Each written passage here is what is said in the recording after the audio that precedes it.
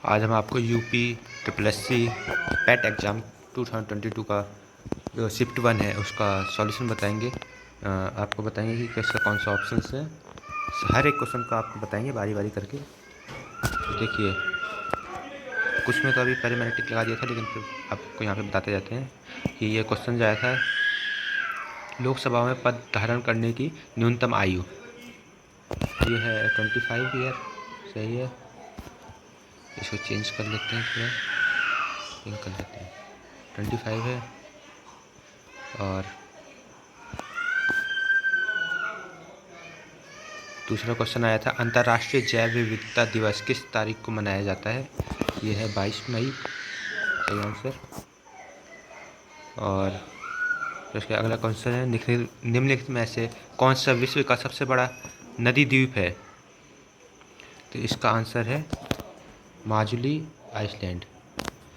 ये लगभग 880 kilometre square में फैला है और सब बाकी छोटे हैं। इसमें जैसे मैं लिखा हुआ है कि 122.4 किलोमीटर स्क्वायर में फैला है लुलू आइसलैंड। उसके बाद 373 किलोमीटर स्क्वायर में फैला है मानपुरा आइसलैंड। और ये जो थर्ड वाला है ये शायद 74.4 किलोमीटर स्क्वायर में फैला है। तो इसका सही आंसर है माजुली आइसलैंड, जो कि ब्रह्मपुत्र नदी पे बना हुआ है, आसाम में है। और निम्नलिखित में से हंगरी की राष्ट्रीय मुद्रा क्या है? राष्ट्रीय मुद्रा है हंगरी फॉरेंट। हंगरियन फॉरेंट है जो इसकी राष्ट्रीय मुद्रा है। और अगला 5वां सवाल है, यह है, स्वतंत्रता के बाद भाषा के आधार पर बने भारत के पहले राज्य का नाम बताइए। तो भाषा के जो आधार पर बना है वो आंध्र प्रदेश बना है 1953 में। और नेक्स्ट क्वेश्चन है, निम्नलिखित में से किसने प्रसिद्ध पुस्तक पावर ऑफ द माइंड लिखी है? तो ये है स्वामी विवेकानंद। सही आंसर इसका। और UNFCCC का अर्थ निम्नलिखित में से क्या है? या फुल फॉर्म कह सकते हैं कि फुल फॉर्म इसकी क्या है? तो इसका सही आंसर है United Nations framework convention on climate change. C answer है इसका सही। और अगला क्वेश्चन है, नौटंकी निम्नलिखित में से किस राज्य का लोक नृत्य है? पहली बात तो नौटंकी जो है उत्तर भारत में प्रसिद्ध है। तो उत्तर भारत में आने वाले जो राज्य हैं, जैसे कि आपका उत्तर प्रदेश हो गया, बिहार हो गया, और मध्य प्रदेश हो गया, राजस्थान हो गया, हरियाणा होगा, इन जगह पे नौटंकी प्रसिद्ध है। तो इसमें उत्तर भारत का जो राज्य है वो उत्तर प्रदेश है मात्र। तो इसका आंसर उत्तर प्रदेश होगा। और फिर अगला क्वेश्चन है, अंतर्राष्ट्रीय ओलंपिक समिति का मुख्यालय में से कहाँ है? इनमें से कहाँ पे है? वो है स्विट्ज़रलैंड में। सही उत्तर इसका है स्विट्ज़रलैंड। और फिर अब ये आ जाता है पैराग्राफ का। इस पैराग्राफ को पढ़िए और आंसर दीजिए। देखिए, पहला क्वेश्चन लिखा है, साहित्य अपने दायित्व का निर्वाह किस प्रकार पूरा करता है? तो इसका सही उत्तर है दुष्प्रभावों को सामने लाकर। कैसे? देखिए, यहाँ पे लिखा है ये लिखा हुआ है यहाँ से, साहित्य समाज का दर्पण है। इससे अभिप्राय यही है कि साहित्य समाज का न केवल चित्र प्रस्तुत करता है, अपितु समाज के प्रति वह अपना दायित्व निर्वाह भी करता है। समाज में फैली अनैतिकता, अराजकता, अंकुशता जैसे अवांछनीय तत्वों के दुष्प्रभावों को साहित्य बड़े ही मर्मस्पर्शी रूप में हमारे समक्ष लाता है। तो यही है कि दुष्प्रभावों को ये हमारे समक्ष लाता है। तो यह इसका आंसर होगा आपका सी। अब जो है अगला क्वेश्चन है, प्रस्तुत गद्यांश का सर्वाधिक उचित शीर्षक क्या हो सकता है? जो हमारे हिसाब से है कि इसका शीर्षक होगा साहित्य और समाज, क्योंकि उसी के ऊपर बात पूरी इसमें रखी गई है। और 12वां क्वेश्चन है, साहित्यकार समाज के प्रति अपने उद्देश्य को कैसे परिपूर्ण करता है? जो कि हमारा ये है 12वां क्वेश्चन। तो इसका आंसर आपको बता देते हैं कि 12वें का है बी आंसर। और देख लीजिए, ये है, साहित्यकार समाज में अपनी कृतियों द्वारा आशा का संचार करता है और उत्साह एवं कर्तव्यवाद का संदेश देता है। देखिए इस 12वें का आंसर यहाँ पे आपका दिख जाएगा। यह भी देखिए यहाँ पे लिखा हुआ है, यह भी सही है कि यदि साहित्य वास्तव में केवल समाज का दर्पण होता तो कवि या साहित्यकार समाज की विसंगतियों या विडंबनाओं पर प्रहार नहीं करता और उसे अपेक्षित दिशा बोध देने के लिए भी प्रयत्नशील नहीं रहता। समाज के प्रति साहित्यकार का दायित्व, देखो यहाँ से हुआ। हाँ, समाज के प्रति साहित्यकार का दायित्व आशा का संचार करना और उत्साह व कर्तव्य बोध को दिशा देना आदि है। तो इसलिए इसका आंसर बी है। दिशा, ये आशा का संचार करना और इसको दिशा देना आदि जो था उसके हिसाब से ये है। 13 क्वेश्चन है, साहित्य हमें किस तरह से पुरानी पीढ़ियों की जानकारी देता है। देखो इसका आंसर पहले आपको दिखा देते हैं कहाँ पे होगा। इसका आंसर ये है, ये है आंसर इसका। देखिए यहाँ से पढ़िए तो आ जाएगा आपको। साहित्य में ही किसी राष्ट्र का इतिहास, गरिमा, संस्कृति और सभ्यता, वहाँ के पूर्वजों के विचारों और अनुसंधानों, प्राचीन रीति रिवाजों, रहन सहन और परंपराओं आदि की जानकारी प्राप्त होती है। तो यहाँ से हमें इनकी जानकारी प्राप्त होती है। पुरानी पीढ़ियों की जानकारी कहाँ से प्राप्त होती है, ये है इसका आंसर है 13वें का सी। राष्ट्र का इतिहास, गरिमा, संस्कृति, सभ्यता, पूर्वजों के विचार, अनुसंधान आदि तत्कालीन साहित्य द्वारा ही जाने जा सकते हैं। तो ये उसी का आंसर है। 14 पे आते हैं, 14वां क्वेश्चन, साहित्य केवल समाज का दर्पण क्यों नहीं है। देखिए इसका भी हम आपको दिखा देते हैं कि इसका कहाँ पे है आंसर।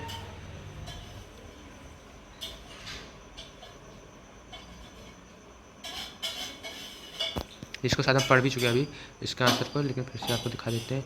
इसका आंसर है ये। तो इस पर हमको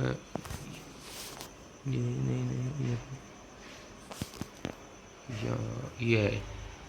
यह भी सही है कि साहित्य वास्तव में केवल समाज का दर्पण होता तो कवि का साहित्य समाज की विसंगतियों या विडंबनाओं पर प्रहार नहीं करता और उसे अपेक्षित दिशा बोध देने के लिए भी प्रयत्नशील नहीं रहता। अगर होता तो इस टाइप में दिया है तो इसलिए नहीं है। तो इसका आंसर है आपका 14 का बी, क्योंकि साहित्य द्वारा समाज की विडंबनाओं और विसंगतियों पर प्रहार करके उनमें सुधार लाने की कोशिश की जाती है। इसलिए सिर्फ दर्पण अकेला नहीं है। और नेक्स्ट करते हैं अपन।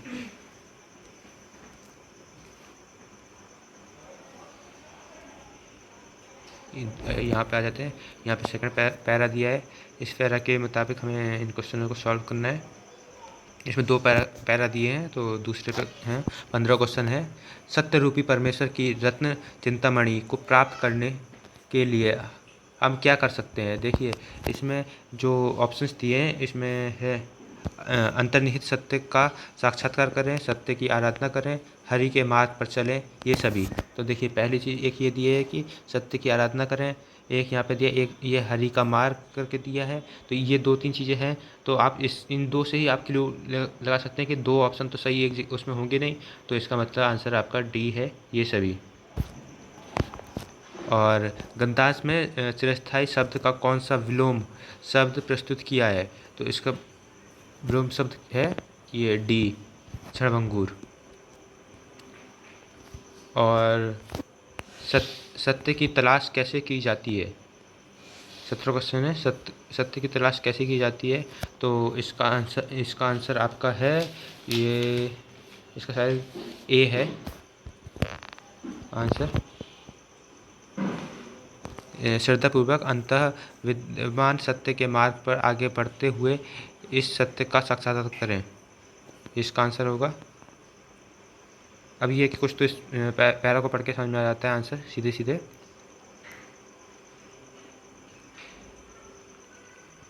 और 18 में पूछा गया, जिज्ञासु को सत्य व अहिंसा के पथ पर चलते समय संकटों का सामना कैसे करना चाहिए। तो इसका आंसर है 18 का आपका बी, संकटों को सहते हुए निमित्त नाश किए बिना। और ये दिया हुआ है आपका आंसर इसका यहाँ पे, जिसका मेरे को समझ में आ जाता है कि कहाँ पे दिया है, तो मैं आपको बताने की कोशिश करूँगा। जैसे यहाँ पे दिया है, जिज्ञासु के सामने यह सवाल पैदा हुआ कि अपने मार्ग में आने वाले संकटों को सहे या उसके निमित्त जो नाश करना पड़े, उसके निमित्त जो नाश करना पड़े वह करता जाए और आगे बढ़े। उसने देखा कि ना, यहाँ पे ये इतना पढ़ के नहीं, इसको आगे भी पढ़िए कि उसने देखा कि नाश करते चलने पर वह आगे नहीं बढ़ पाता, दर का दर पर ही रह जाता है। तो इसका मतलब इसका आंसर क्या है कि उसको नाश किए बिना ही आगे बढ़ना है।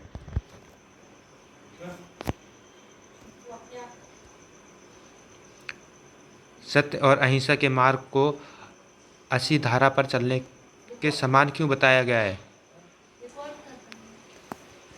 इसका आंसर आपका, इसका तो क्लियर आंसर दिया है, ये है सत्य और अहिंसा का मार्ग जितना सीधा है उतना ही तंज है।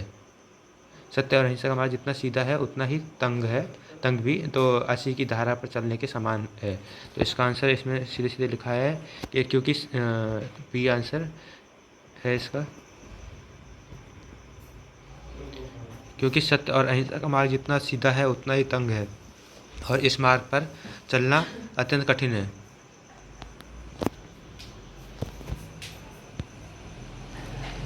और अब ये आ जाता है इसमें सारणी।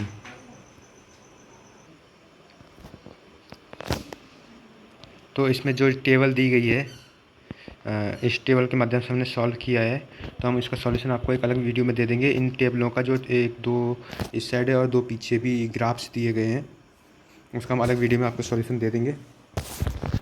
और इसका जो आंसर शीट है वो है 20वें, हम आपको ऐसे ही बता देते हैं आंसर फ़िलहाल के लिए। 20वें का जो आंसर है वो सी है और 21वें का आंसर है 20वां, सॉरी क्वेश्चन पहले बता देते, 20वां है 2011 में इन सभी मदों पर कुल व्यय 2015 में कुल व्यय का लगभग कितना प्रतिशत था? तो इसका परसेंटेज निकालना है तो 68.33% आएगा। और 21वां क्वेश्चन है कि इस अवधि के दौरान कंपनी को प्रति वर्ष ब्याज की औसत राशि कितनी चुकानी पड़ी? तो जो 21वां मेरे उसमें क्वेश्चन है उसका आंसर बी है, मतलब 26.66 लाख रुपीस। और जो 22वां क्वेश्चन है वो क्वेश्चन ये है कि दी गई अवधि के दौरान कंपनी द्वारा भुगतान की गई बोनस की कुल राशि इस अवधि के दौरान भुगतान की गई वेतन की कुल राशि का लगभग कितना प्रतिशत है? तो इसको जब निकालेंगे तो इसका आंसर आएगा ए 0.6%। और आपका 23वां क्वेश्चन यह है वर्ष 2013 के दौरान इन मदों पर कंपनी का कुल व्यय कितना है? तो जो इसका आंसर आएगा वो ए आएगा। और अगला क्वेश्चन है इस वाले टेबल का लास्ट क्वेश्चन है, 5 क्वेश्चन एक टेबल पे हैं। तो 24वां क्वेश्चन है इस सभी वर्षों के लिए करों पर कुल व्यय और सभी वर्षों के लिए ईंधन और परिवहन पर कुल व्यय के बीच का अनुपात क्रमशः लगभग कितना है? तो इसका जो सही आंसर है वो बी है 109:151। अब आते हैं अगले टेबल पे। तो इस टेबल में जो बोला गया है कि एक व्यक्ति ने एक दिन में 5 कारें खरीदी और 10 दिनों के लिए किराए पर रखी। तालिका को पढ़ें और प्रश्नों के उत्तर ध्यानपूर्वक दें। तो इसमें जो कार का दिया है वो 10 दिन का दिया है, तो उस हिसाब से इस टेबल को रीड करना है, पढ़ना है और इसके जो है क्वेश्चंस को सॉल्व करना है। तो हम क्वेश्चंस पे आते हैं, आंसर आपको बताते हैं और इस टेबल का भी सॉल्यूशन आपको अगली वीडियो में मिल जाएगा और डिस्क्रिप्शन में उसकी लिंक आ जाएगी। तो 25वां क्वेश्चन है दिए गए 10 दिनों के दौरान कार मिनी द्वारा, ये जो 5 कार हैं वो अलग अलग कारें हैं, मिनी है, कोई स्विफ्ट है, कोई अल्टो है, तो उसका मिनी है कि कार एक दिए गए 10 दिनों के दौरान कार मिनी द्वारा अब उसकी औसत गति से 875 किलोमीटर की यात्रा करने में लिए गए समय का दिए गए 10 दिनों के दौरान कार स्विफ्ट द्वारा उसकी औसत गति से 990 किलोमीटर की यात्रा करने में लिए गए समय से अनुपात, जो दोनों कार्य हैं उसमें जो समय लगा इतने किलोमीटर को चलने में, जो गति दी उसमें निकालनी पड़ेगी पहले उस हिसाब से, तो उसका रेशियो अनुपात इसमें पूछा गया है। तो जो इसका आंसर आ रहा है वो 25वें का आंसर आपका ये आ रहा है 56/99, ये वाला आंसर आ रहा है सही। और 26वां क्वेश्चन है 10 दिनों के दौरान अल्टो और टियागो की औसत गति का अनुपात क्या था।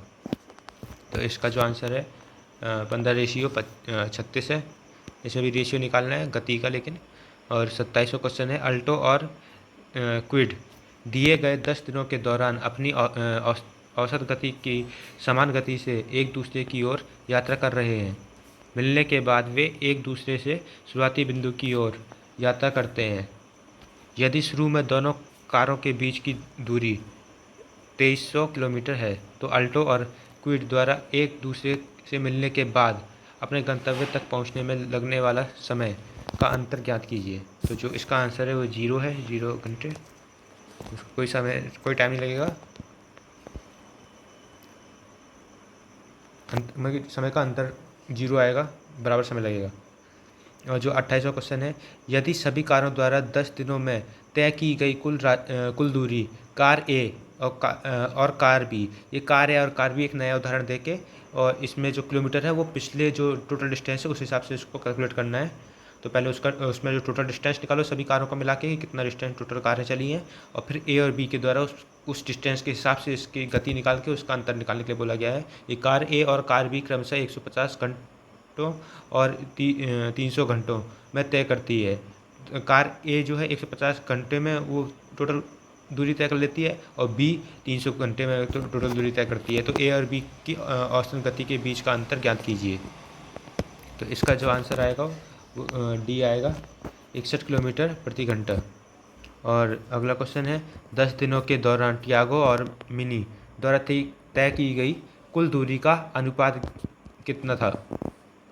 दोनों के कुल दूरी निकालना है, उसका अनुपात निकाल देना है, तो ये उसका आंसर आ जाएगा। और इसका जो 29 का जो आंसर है वो है आपका 18/25 बी।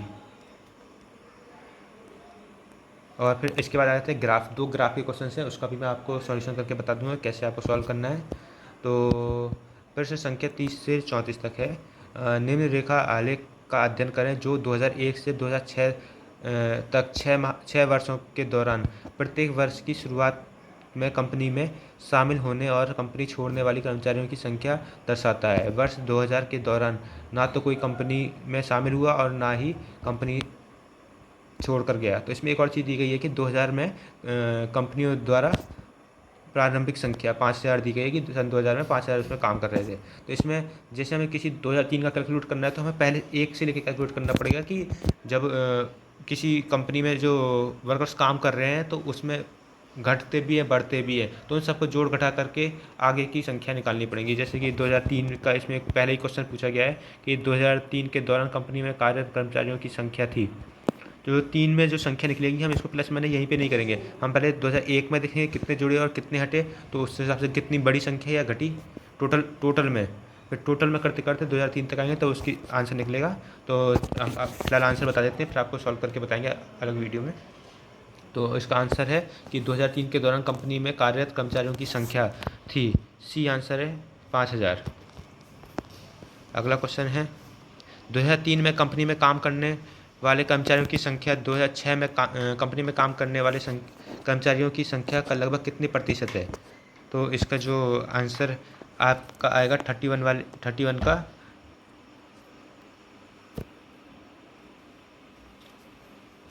तो वो आपको इससे निकालना है कि 2003 में जो कंपनी में कर्मचारी काम कर रहे हैं तो उसको और इसको 2006 के अपेक्ष में निकालना है। तो 2006 वाला नीचे आएगा, 2003 वाला ऊपर आएगा, तो उसमें माइनस करके तब निकालना है। तो इसका जो आंसर आ रहा है बी आ रहा है, इसका बी आंसर बी आ रहा है 96.15%। और अगला क्वेश्चन है दी गई अवधि के दौरान किसी भी वर्ष में कंपनी में शामिल होने वाले कर्मचारियों की न्यूनतम संख्या का कंपनी छोड़ने वाले कर्मचारियों की अधिकतम संख्या से अनुपात निकाला। इसमें भी बहुत उन्होंने ट्रिक लगाया कि उसमें ऊपर बोल दिया कि कंपनी में शामिल होने वालों की न्यूनतम और दूसरे में बोल दिया कि कंपनी छोड़ने वालों की अधिकतम। तो यहाँ पे ट्रिकी है, तो इस चीज़ को ध्यान दे के सॉल्व करना है। तो इसका जो आंसर आएगा 32 का, वो आएगा 9/13 D।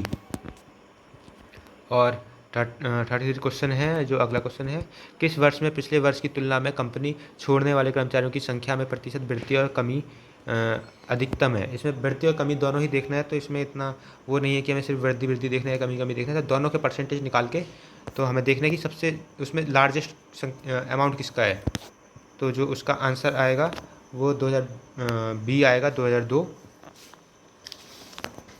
और 34 है, 2002 से 2003 तक कर्मचारियों की संख्या में लगभग कितने प्रतिशत की वृद्धि और कमी हुई। इसमें भी वृद्धि और कमी दोनों को देखना है, तो कुछ भी हो सकता है कि किसी भी का भी अमाउंट ज़्यादा आ सकता है। तो इसका आंसर जो आएगा C 1%।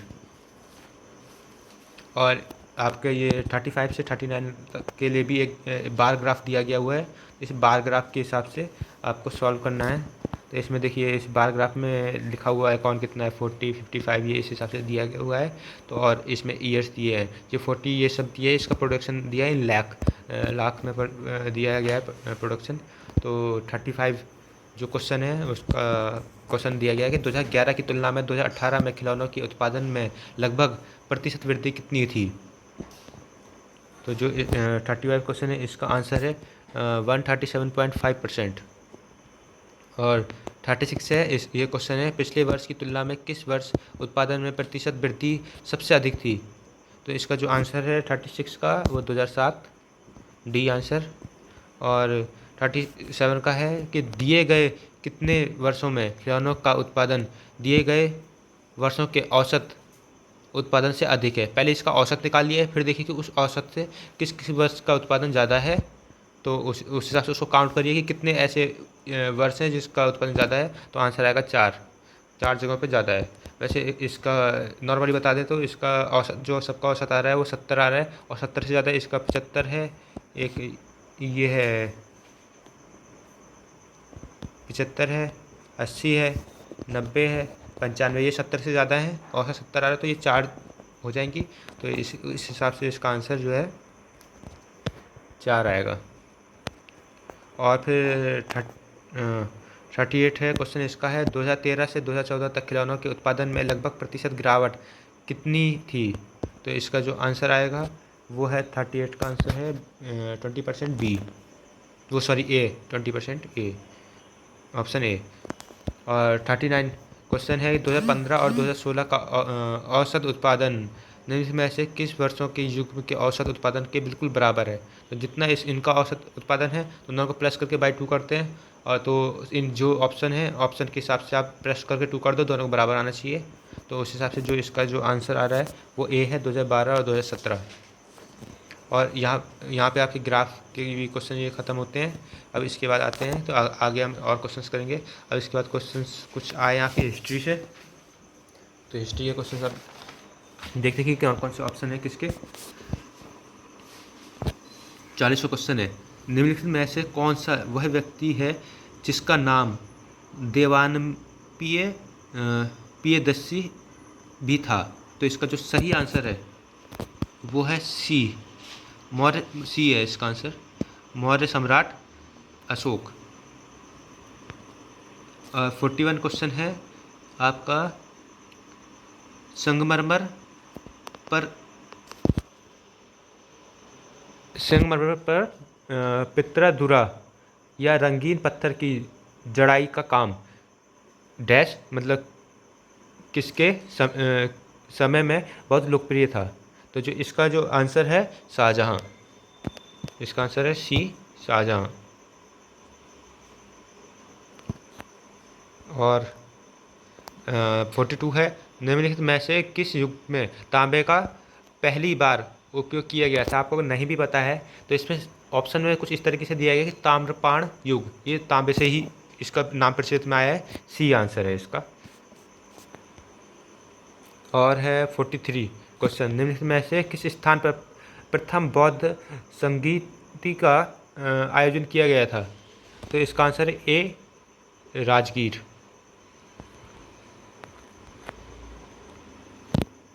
44 क्वेश्चन है, दांडी नमक यात्रा के दौरान निम्नलिखित में से किस सामाजिक कार्यकर्ता ने गांधी जी को आंदोलनों को केवल पुरुषों तक सीमित न रखने के लिए राजी किया था? तो ये एक सामाजिक कार्यकर्ता थी, एक ये लेडीज थी जो जिनका नाम है कमला देवी चट्टोपाध्याय। सी आंसर है इसका, कमला देवी चट्टोपाध्याय।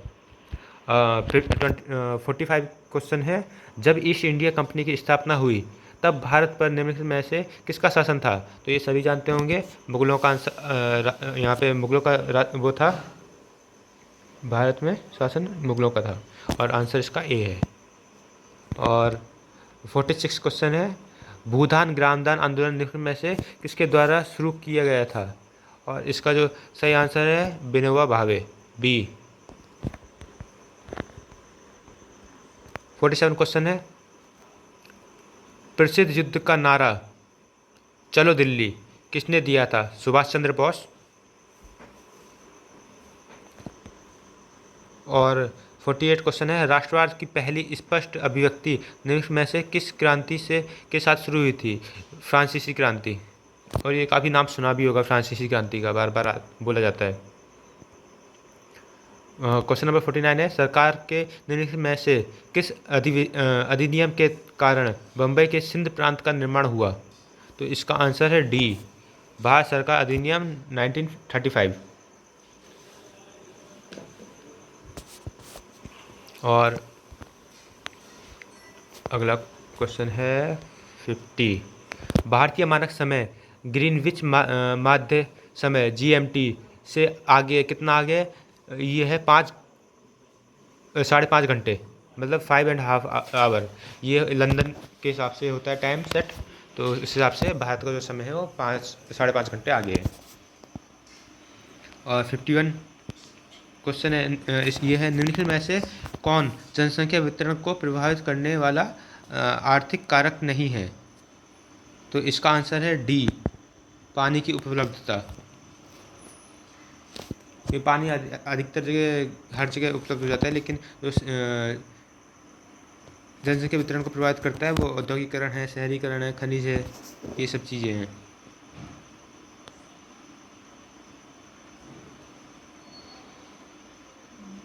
और 52 है, विश्व की सबसे ऊंची चोटी माउंट एवरेस्ट के बीच स्थित है? इसके बीच है, इसका आंसर ए है, नेपाल और तिब्बत के बीच स्थित है। तिब्बत चाइना में आता है और नेपाल और चाइना के बीच स्थित है ये। और 53 है, निम्नलिखित में से भारत में अक्टूबर की गर्मी का मुख्य कारण क्या है? ये 10th क्लास के हिसाब से भी शायद इसमें दिया हुआ है क्वेश्चन है, और नहीं तो इसका आंसर जो है इसका है 1 मिनट इंग्लिश सी आंसर है इसका, उच्च आर्द्रता से जुड़ा उच्च ताप, मतलब high temperature associated with high humidity. जब टेम्परेचर ज़्यादा होगा और ह्यूमिडिटी भी ज़्यादा होगी तो ये अक्टूबर के माह में ही होता है। 53 के बाद अब 54 पे आते हैं। क्वेश्चन नंबर 54, किसी भी विकासशील अर्थव्यवस्था के प्रारंभिक चरणों में अधिकांश गतिविधियां क्षेत्र से संबंधित होती हैं। किससे होती हैं? ये है प्राथमिक क्षेत्र से संबंधित होती हैं। इसका सी आंसर है। अगला है, निम्नलिखित में से कौन सा हरित क्रांति की रणनीति का हिस्सा था? सिंचाई। तो हरित क्रांति में मतलब हरित क्रांति में ये था कि आपके ये फसल वगैरह के लिए अच्छी फसल हो, इसके लिए क्या क्या ज़रूरी था? तो सिंचाई ज़रूरी थी, रासायनिक उर्वरक और कीटनाशी ज़रूरी थे, और उच्च उपज देने वाली किस्मों के बीज, ये सब चीज़ें ज़रूरी थी। तो इसका जो सही आंसर है डी है, यह सभी। 56, निम्न में से किस नदी को बिहार का शोक कहा जाता है? ये नॉर्मल सवाल है, कोसी नदी, या अधिकतर हर जगह सुना होगा। भारत की पंचवर्षीय योजनाओं को अंतिम स्वीकृति निम्न में से किसके द्वारा दी गई थी? जो इसका आंसर है वो है पहला, ए, राष्ट्र विकास परिषद, मतलब नेशनल डेवलपमेंट काउंसिल द्वारा दी जाती है इसमें। और भारत की संघ कार्यकारिणी में निम्न में से कौन शामिल नहीं होता है? इसका आंसर है डी, राज्यों के मुख्यमंत्री, जो कि शामिल नहीं होते हैं। प्रधानमंत्री, उपराष्ट्रपति, राष्ट्रपति शामिल होते हैं। और 59 क्वेश्चन है, निम्न में से कौन एक वाणिज्य बैंक नहीं है? तो इसका आंसर है आपका डी, सिडबी। क्योंकि सिडबी में क्या होता है कि नॉट एक्सेप्टेड डिपॉजिट होता है। ये एक फाइनेंशियल इंस्टीट्यूशन है और ये एक कॉमर्शियल बैंक नहीं है। इसका आंसर डी है। और अगला क्वेश्चन है, निम्न में से कौन सा सार्वजनिक क्षेत्र का उपक्रम संसद के तहत इस विशेष कानून पारित करके स्थापित किया गया है? तो इसका आंसर है सी, वैधानिक निगम, जिसको इंग्लिश में कहते हैं स्टैट्यूटरी कॉरपोरेशन। अब अगला क्वेश्चन है 61, निम्नलिखित में से किसी केंद्र शासित प्रदेश में उच्च न्यायालय स्थापित करने का अधिकार है? आपको पता है कि कोई भी ये बड़ी चीज़ें, सरकारी चीज़ कोई भी आती है वो संसद में पहले पारित होती है, संसद उसको एग्री करता है तो ये आ जाती है। तो संसद के पास ही है इसका कि पावर, अधिकार। इसका सी आंसर है इसलिए संसद। अगला क्वेश्चन है, निम्न में से कौन सा अनुच्छेद भारतीय संविधान में सर्वोच्च न्यायालय की स्थापना और गठन के बारे में है? यह 124, डी आंसर। 63, डैश के पास मौलिक अधिकार को लागू करने की शक्ति है? किसके पास मौलिक अधिकार को लागू करने की शक्ति है? वो आंसर है आपका बी, सर्वोच्च न्यायालय और उच्च न्यायालयों के पास।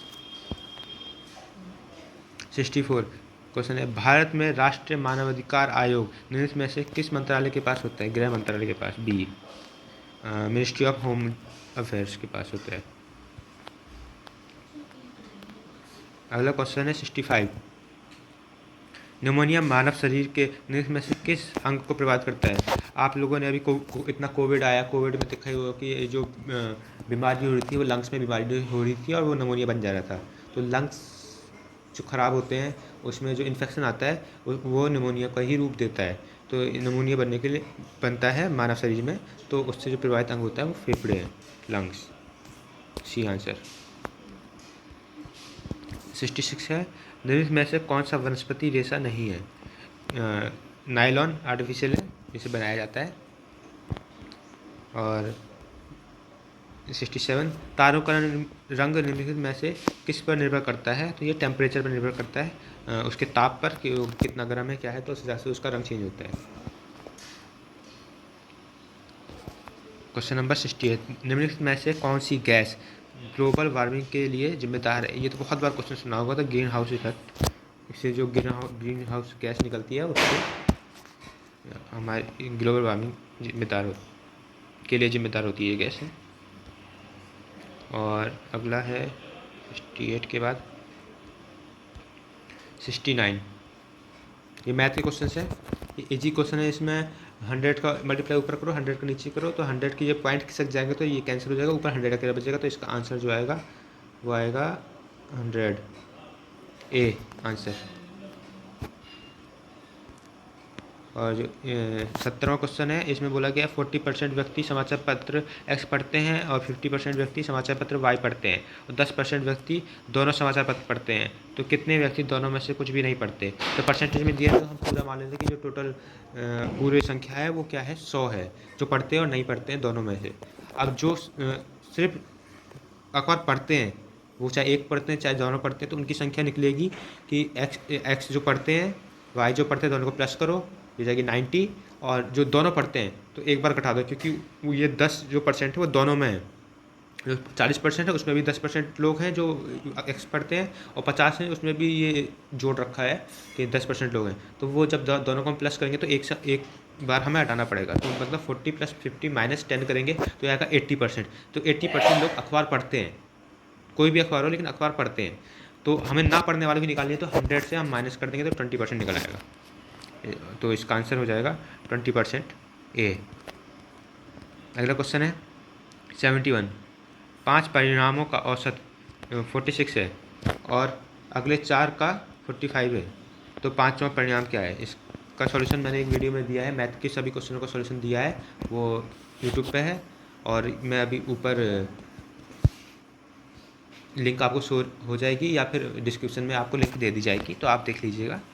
तो इसका आंसर है आपका 70, क्वेश्चन नंबर 71 का आंसर है आपका डी 50 आंसर है।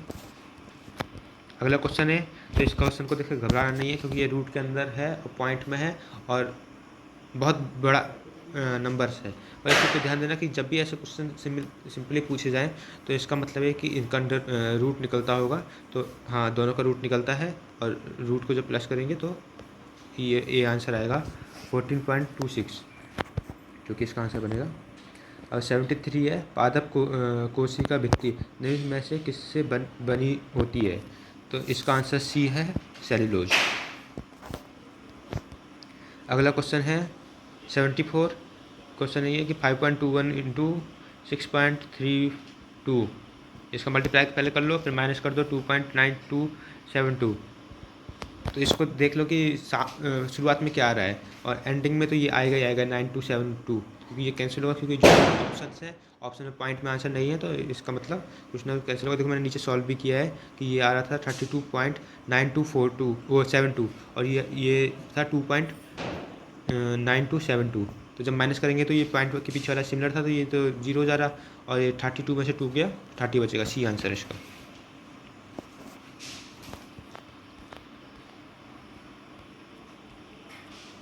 और 75 है, किस विकल्प में सभी शब्द परस्पर पर्यायवाची हैं? तो इसका आंसर बी है।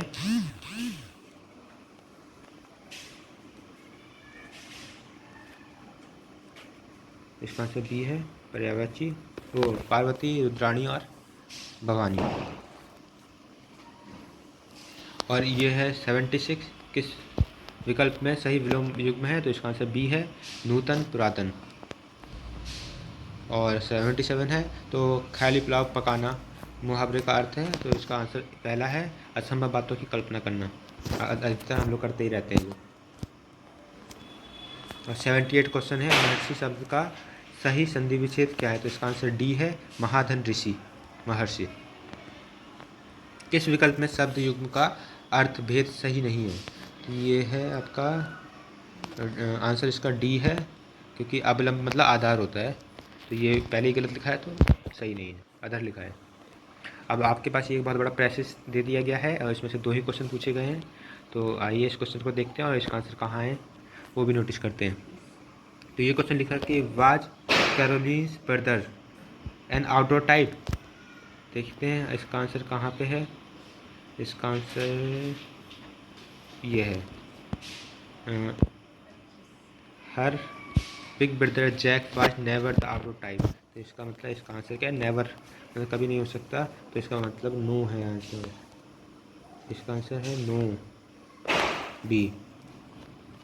और है अगला क्वेश्चन है, इसी पे है 81 बी, इसी पे है, why were the square collected. तो इसका आंसर वैसे डी है, और आपको बता देते हैं कहाँ पे उपस्थित है ये आंसर। तो इसका आंसर यहाँ पे उपस्थित है, ये है, देखो यहाँ से पढ़िए, यहाँ से पढ़िए, the small boat stop in the water and the crew turn the bright light into the ocean to attract the square. Before long, the thousands of square rose off the surface and the were collected for bat. और sorry ये है, लेकिन इसको आप ऊपर से पढ़िए, ये है, It was a bit scary when she thought about how alone they were in this great ocean. Soon it was time to collect square for bait. इसका आंसर आपको मिल गया होगा, ये आंसर था। अब जो अगला क्वेश्चन है, give one word substitute for. तो जो ये आपकी लाइन लिखी है, the practice of writing editing and और कंप्लेनी डिक्शनरी, तो ये इसकी डेफिनेशन है लेक्सिकोग्राफी की। ये बी आंसर है इसका। और 83 है, इस महिला की ओर इशारा करते हुए नीलेश ने कहा, वह मेरी पत्नी के दादा की इकलौती संतान की इकलौती बेटी है। तो दादा की इकलौती संतान मतलब पत्नी, जो उसकी पत्नी है उसके पिता इकलौती संतान है तो वही हो सकते हैं। और इकलौती संतान की इकलौती बेटी तो वही लेडीज़ है, क्योंकि वो इकलौती बेटी है उनकी, तो इकलौती हुई। तो जो लड़का बोल रहा है वो अपनी पत्नी के लिए ही इशारा कर रहा है, तो इसका आंसर बी है, पत्नी। और अगला क्वेश्चन है, ये असंगत अलग करें, कौन सा है? देखिए, सबका क्यूब दिया है, मतलब 2 का क्यूब निकालो तो 8 आएगा, 3 का क्यूब निकालो 27 आएगा, 4 का क्यूब निकालो 64 आएगा। लेकिन 100 का क्यूब नहीं दिया है तो 5 का क्यूब निकालो तो 125 आएगा, 6 का क्यूब निकालो तो 216 आएगा, 7 का क्यूब निकालो तो 343 आएगा। तो 100 जो है असंगत है, जो कि किसी का क्यूब नहीं है, तो ये असंगत है, तो बी आंसर होगा 100। 85, 1 जनवरी 2006 को रविवार था, तो 1 जनवरी 2010 को सप्ताह का कौन सा दिन होगा? तो इसको निकालेंगे तो आपको पता है कि 365 दिन होते हैं सिंपल उसमें, और जो लीप ईयर होता है उसमें 366 दिन होते हैं। तो जब 7 से डिवाइड करोगे तो आपको पता चलेगा कि 365 को जब 7 से डिवाइड करोगे तो एक दिन एक्स्ट्रा आता है। तो मतलब जो 1 जनवरी 2007 होगा वो आपका रविवार के बदले अब सोमवार होगा अगला। और फिर 2008 होगा वो लीप ईयर होगा, तो वो 2 बार बढ़ जाएगा। इस हिसाब से करते करते आपको 1 जनवरी 2010 का जो सप्ताह आएगा उसका वो आएगा शुक्रवार, जो कि बी आंसर है। अगला क्वेश्चन है, give सिनोनियम for the word partial, इसका मतलब है इनकम्प्लीट, आंसर है इसका। और 67 है, चूज द करेक्ट एंटोनियम, तो डिसपॉइंटेड है, तो इसका जो सही है सेटिस्फाई।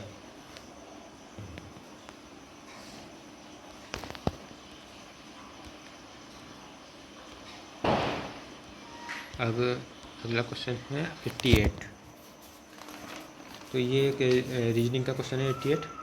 ये थोड़ा कन्फ्यूजिंग क्वेश्चन है, पर मुझे जो लगा इसका आंसर वो है बी, केवल सेकंड, क्योंकि पहला और थर्ड जो है वो सिमिलर है, और चौथा जो है वो उसका पूछा नहीं गया है। हाँ, डी हो सकता है इनमें से कोई नहीं, लेकिन मेरे को जो लगा कि जो नियरेस्ट है वो है दूसरा, कुछ कैलेंडर पेपर हो सकते हैं बी। और 89 क्वेश्चन है, ये बड़ा ट्रिकी क्वेश्चन है, अच्छा क्वेश्चन है। ये नॉर्मल और PNNLBM, तो इसी कोडिंग को देखते हुए हमें GATHER गैदर जो लिखा हुआ है उसकी कोडिंग ढूंढनी है। तो आप देखिए यहाँ पे N और R को पहले 3 को ले लिए, फिर दूसरे 3 को ले लिए। तो जब पहले 3 को लिया तो इसमें से R और N को एक दूसरे से रिप्लेस कर दिया, तो N और R और N हो गया। और जो बीच वाला था उसको एक बढ़ा के लिख दिया, OP लिख दिया यहाँ पे। ऐसे दूसरे M और L को रिप्लेस कर दिया तो LM हो गया, और बीच वाले को एक को बढ़ा के लिख दिया। तो ऐसे ही जब G और T को रिप्लेस करेंगे तो ये हो जाएगा T, और एक का एक बढ़ा के B, TBG करके स्टार्ट होगा। तो देखते हैं आगे, जो TBGRFS, इसका जो आंसर होगा उसी हिसाब से B होगा इसका आंसर। नेक्स्ट क्वेश्चन 90, निम्नलिखित में से किस देश ने अगस्त 2022 में ताइवान के आसपास अपना अब तक का सबसे बड़ा सैन्य अभ्यास किया? तो इसका जो आंसर है वो है चाइना। चाइना ने किया था अभी, तो इसका आंसर चाइना है। 91 क्वेश्चन है, जो अगस्त 2022 में भारत की पहली अंडर वाटर मेट्रो का उद्घाटन निम्नलिखित में से किस शहर में किया गया था? ये किया गया है आपका कोलकाता, नदी के अंदर नीचे से किया गया है, कोलकाता में किया गया है। और अगला क्वेश्चन है 92, इसमें है निम्नलिखित में से किस देश के वैज्ञानिकों ने पहला कृत्रिम भ्रूण तैयार किया है? तो इसका जो आंसर है वो है आपका बी, इजराइल। 93 क्वेश्चन है, प्रधानमंत्री नरेंद्र मोदी ने निम्नलिखित में से किस राज्य में IIBX India international bullion exchange launch किया? इसका आंसर है गुजरात, ए।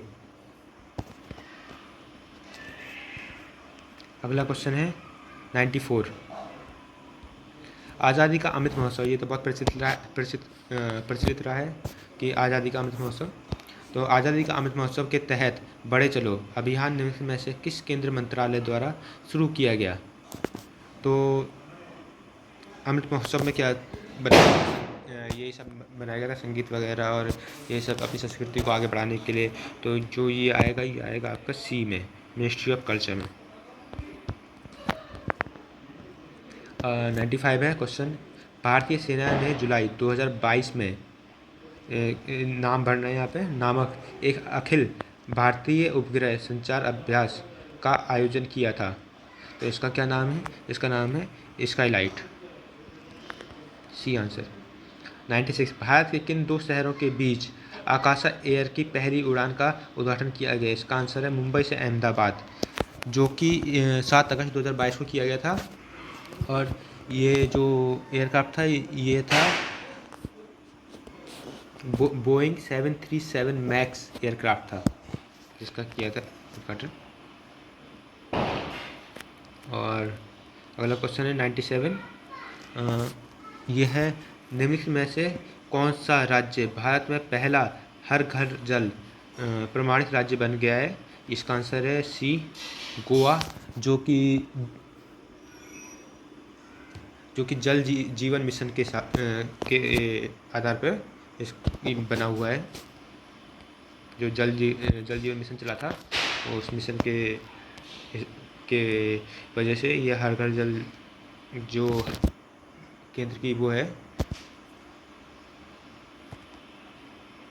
तो उस हिसाब से ये पहला राज्य बना। निम्नलिखित में से कौन भारत का पड़ोसी देश नहीं है? पड़ोसी देश यूएई नहीं है। और आप सोच रहे हैं मालदीव, तो मालदीव आइसलैंड कंट्री ज़रूर है, तो ये पड़ोसी देश में आ जाता है। तो आइसलैंड कंट्री है मालदीव।